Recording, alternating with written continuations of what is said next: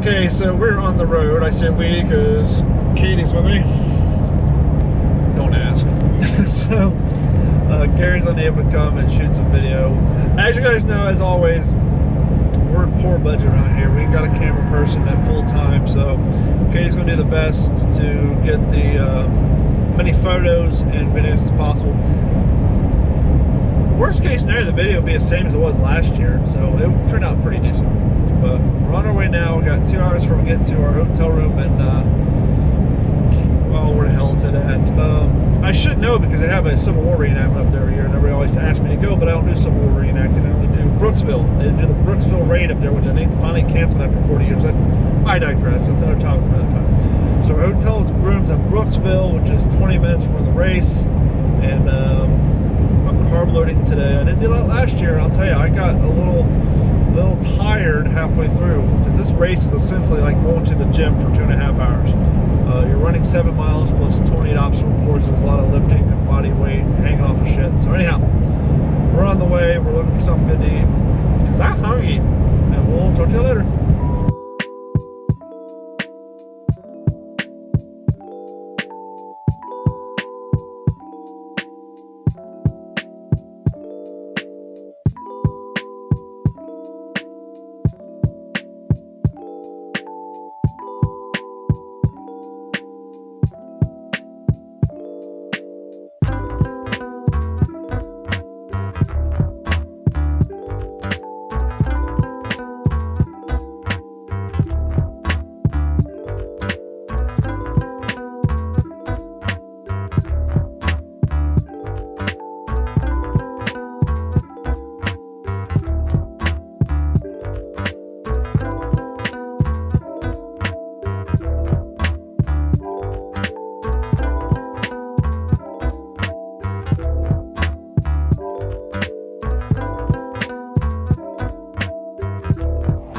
So we were at the Microtel Suites by Wyndham that we stayed at last year by the interstate. This place is in the middle of nowhere, and they gave us our room on the first floor. And across the hall was a family get-together, a family reunion at a motel in the middle of nowhere. And seeing how I got to get up early, I had to go ask for a new room because, I mean, you would open the door and there was a family reunion. So there's no way I was going to get to sleep early listening to that fun. So it's nice and chilly here. It's now 8:24. I'm probably going to go inside and chillax and probably try to be asleep by 10 o'clock. So I'll see you all in the morning. Pretty cool lighting effect, huh? Can't see this side of my face. So we stayed in the same hotel last year. The room was in a lot better shape. This one, the shark ring about the wall here. You know, minor technicality. Water all over the floor. Ate my magnesium, took my shower. 9:30, I'm gonna go to bed. Get up at 6:30, get some breakfast, some coffee. Run starts at 8:30. I wanna get down there about 7:45 so I can get checked in, stretch out, get a lay of the land, and be ready to go by 8:30. So I'll see you all in the morning.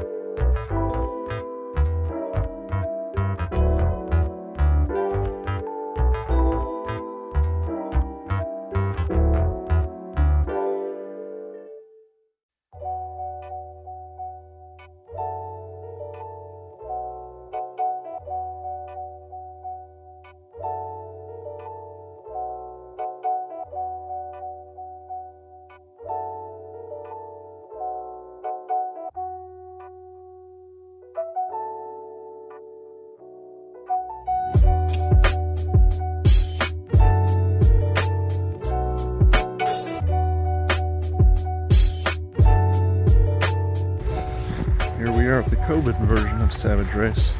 I'm pretty sure they're not send us back to our car until before our race, but we'll find out because I have no idea.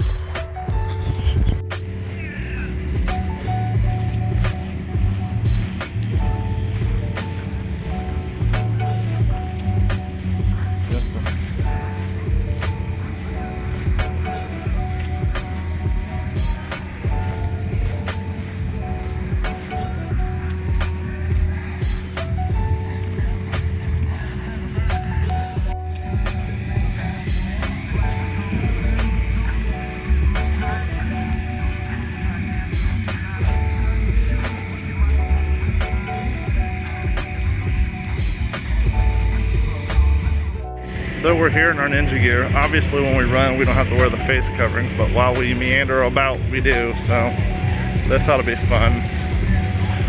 Early wave already started. My wave starts in 30 minutes, so I need to find a place to start stretching.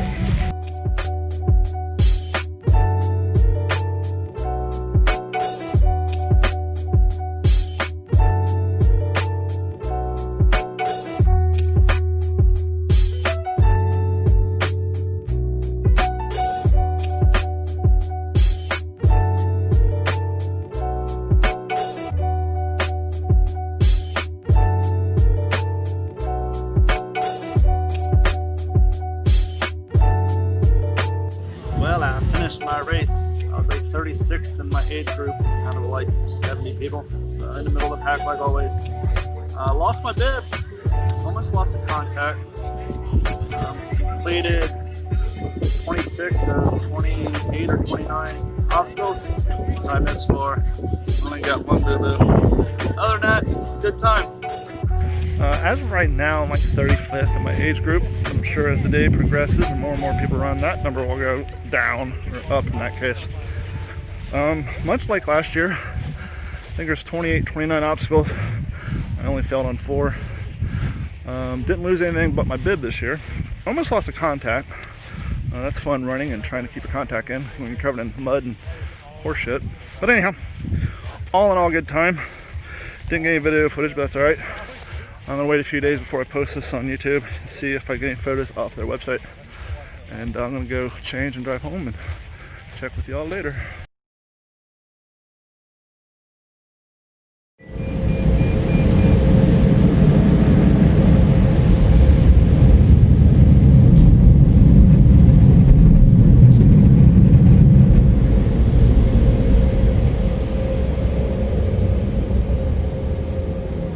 Good morning at the car wash. For anybody who's ever worked themselves out extra hard or started lifting weights for the first time or snowboarding for the first time, you know there's nothing worse than second day pains. Sure, the day after pains, you're sore. 2 days later, it sucks.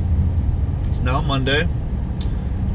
Did my 7th race at 8:30 Saturday. I was done by 11ish. When I say done, I mean back in my car, changed, heading back home. I don't know, got home around 2 or 3. Tried to take a nap for a few hours, didn't work out too well. Just my body wanted it, but my brain wouldn't shut down. I wore a knee brace and an ankle brace on my right leg for all of Saturday and yesterday. Today I don't have one on. You know, I probably should. I will say my body did not bruise as much this year as it did last year. Last year I had bruises all on my arms from hanging on the pole and the leg, and for whatever reason this year I didn't get that bruising, which I'm happy about. Did get one of these guys. I had no blisters at the beginning of the race. I was actually happy. The day before I looked down and noticed that all the calluses and thick skins on my hands had pretty much already fallen off from the last time I worked out over at Morgan's on his ninja gym. So my hands were smooth. Like, okay, great. I really want to worry about ripping any blisters off. Well, apparently between the beginning of the race and near the end of the race, when I got to the rings, I had developed a blister and it ripped off. The running aspect of it this year was great. As you guys saw, I carb loaded the day before, which I didn't do last year, not to that extent. And before the race started, I was walking around the village and I talked to a couple of vendors, and I got some protein and caffeine concentrate. I mean, it's literally like drinking the syrup out of a Coke machine. They come in little pouches. I drank one about 15 minutes before the race, and I threw the other one in my back pocket because my running shorts have a zipper pocket on the back. And so when I got to about mile 5 and I was standing in this running, well, slogging I should say, because the swamp, I mean the mud was like damn near knee deep. And so not only are you doing obstacles and crawling under stuff, but I mean when you're trudging through ankle to knee deep mud about the consistency of brownie batter, I mean it really works your legs out quite well. As I heard one girl say, going through there, it's kind of like running on a wet beach. So I consumed that one while going through the swamp.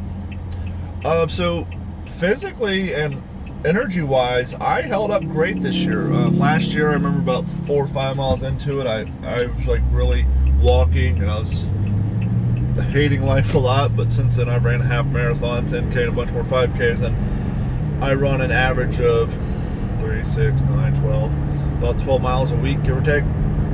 So the 6.44 miles of it really wasn't anything. And I did complete one or two of the monkey bar-ish challenges, which is all upper body strength and hanging, but I did, as you heard me say, fail four or five of them. And the 4 or 5 that I failed were basically upper body grip strength things that we knew that I suck at, which is why I've been practicing monkey bars at Morgan's. And they always put that stuff at the end of the race. They don't put it at the beginning of the race when you're full of energy. And I did get the half pipe first try this year. Last year it took me 3 tries. I will say that one of the weird things that you're not used to, and I don't know, maybe because I'm old and I'm getting arthritis or what, but after I went over, I think the half pipe, I'm running and my hands are freezing up and my forearm muscles are super tight, and it's like I'm like trying to run and shake it out. And as I'm doing this right now for this video, my biceps are killing me. And so I'm like, I got these monkey bar things coming up, and my hands won't open. So I had to shake that out. Once again, I don't know if it's arthritis or carpal tunnel syndrome from typing on keyboards every day as part of my job for 14 years or what. I need to work on my grip strength, which we knew. I've been doing that. But anyhow, all in all, it's a good race. It was a little weird. When we looked at my stats, it said 36 when we finished. But maybe that's because 36 people my age group had ran at that point. I don't know. But by the end of the day, which I'm very proud of, I was 14th out of 106 dudes my age in the open class. This isn't including the pro class, but in the open class, I was 14th out of 106.